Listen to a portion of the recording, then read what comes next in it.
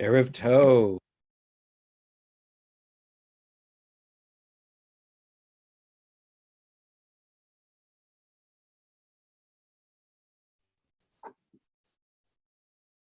Erev Tov, Erev Tov, Erev Tov. Good. Now it seems like my sound is working. All right, let's do this. All right. Welcome, folks. Good to be with you and spend a little bit, just a few minutes with you on this evening, on this Wednesday evening, rainy, chilly Wednesday evening. We'll start with a song to get us started.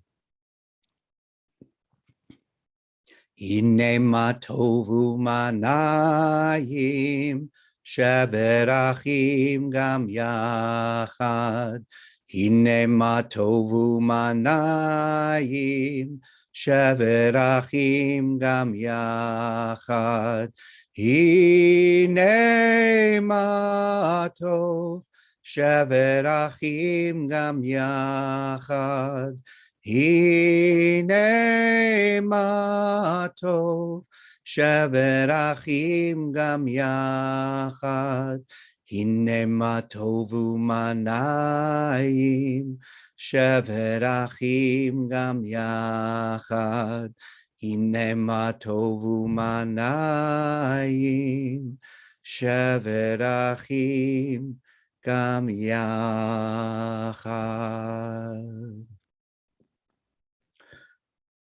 How good it is to spend a few moments together. I'm going to share a story. Let me just pull it up in front of me here. And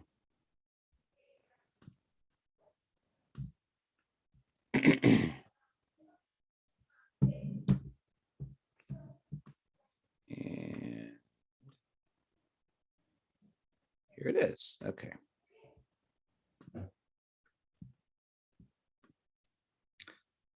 At the end of the 19th century, more than 5 million Jews lived under the rule of the Tsar in Russia. The Tsar hated the Jews. He decided to divide them into thirds. 1/3 he would convert, 1/3 he would chase out of Russia, 1/3 he would destroy. He issued orders that all Jewish boys ages 8 and above needed to be rounded up and forced them to serve in the army for 10 years. Thousands of Jewish boys were forced to serve in the army of the Tsar, and they forgot who they were and where they came from. Once an elderly Jewish couple in a tiny Russian village was forced by the government to take in a soldier who was marching with his troop through the countryside. The couple moved out of their bedroom, and the young man, all gruffness and glares, moved in. With his pack and his rifle and his bedroll. He lay on their bed, ramrod straight, as if he were still standing at attention, his boots still laced tightly on his feet, and he stared at the ceiling in silence. Every question, every invitation to engage in conversation was met with a grunted single-word answer, usually "niet," no. It was Friday night. The couple prepared to sit down for Shabbat dinner. The soldier took his place at the table. He glared at them with contempt. Only now they could see just how young he really was. As the old woman kindled the Shabbat candles, covered her eyes, and recited a blessing, his eyes grew softer and he stared with wonder. The words were strange to him, but the scene seemed familiar. In some way, he recognized the rhythm and melody of her prayer. He listened as the old man chanted the Kiddush and Hamotzi. Once again, the prayers were sung, strange to him, but somehow still familiar.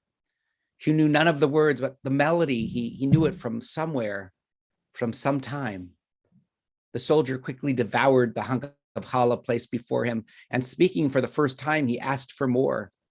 His voice was not that of a hardened soldier, but that of a boy lost in the world. His face was a picture of bewilderment. Something about this picture, the sight of the candles, the melody of the prayers, the taste of the challah, was familiar. It touched him in some mysterious way. But how? How could it be? He had never been here before. He had never met these people. He had never visited this village. How could it be familiar? Suddenly, the young man rose from his seat at the table and beckoned the old man to follow him back into the bedroom. He pulled a heavy pack from the floor onto the bed and began to pull things out, clothes and equipment and ammunition, until finally at the very bottom, he pulled out a small velvet bag tied with a drawstring.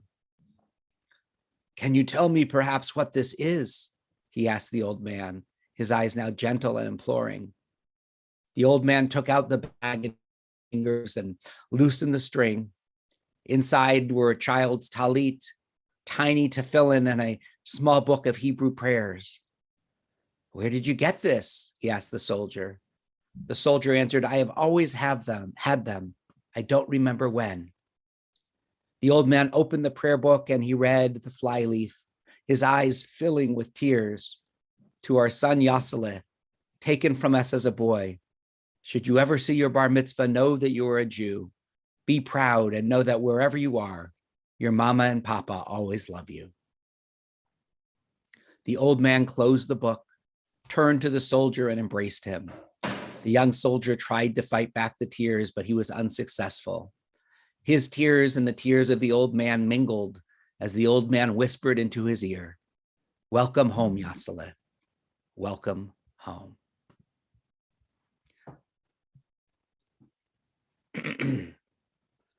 We're going to welcome a few people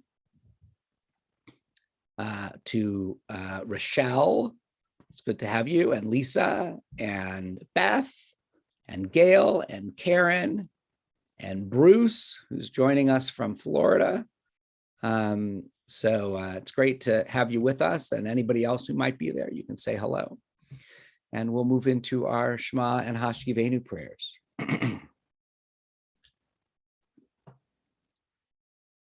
Shema Yisrael, Adonai Eloheinu, Adonai, Adonai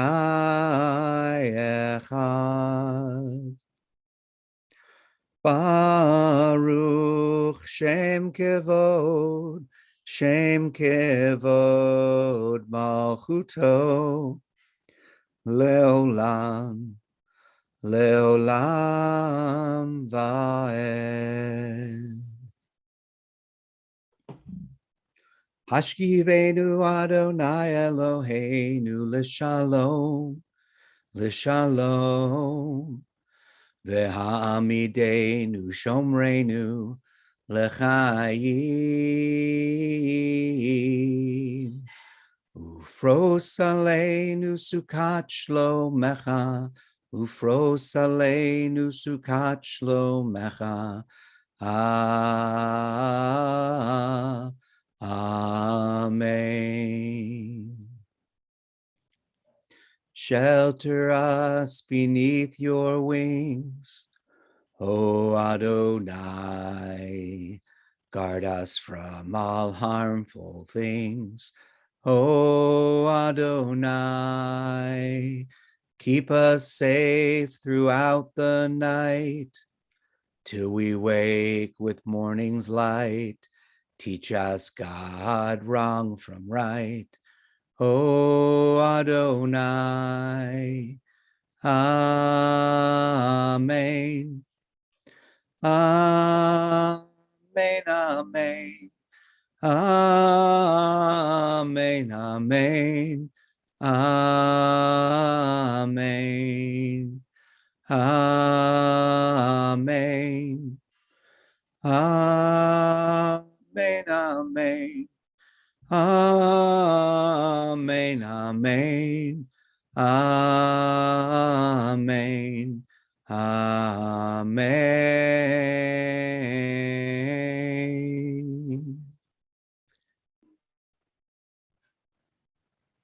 Hello to Mary Ann and to Ellen and to Johnny. It's nice to have you with us. Just a couple of announcements. Tomorrow we'll have a congregational email that goes out. Please check it for updates. Friday services are at 6:30 p.m. instead of 7:30, and there will be no separate family service. So just one service at 6:30 p.m. Otherwise, just check your congregational email for updates and things like that. Things are moving quickly because of Omicron right now. So look for announcements as things change, and so that you know what's going on in different kinds of ways. And we hope people stay warm and safe at this time as the rain comes down in the next day or so. And we will end with a song from Peace, for Peace. A different Oseh Shalom today than we sang the last few times. Oseh Shalom, Oseh Shalom, Oseh Shalom bimroma. Hu ya'aseh shalom aleinu ve'al kol Yisrael. Hu ya'aseh shalom. Hu ya'aseh shalom aleinu ve'al kol Yisrael. Ve'imeru amen. Oseh shalom, Oseh shalom, Oseh shalom bimroma, ve'imru amen.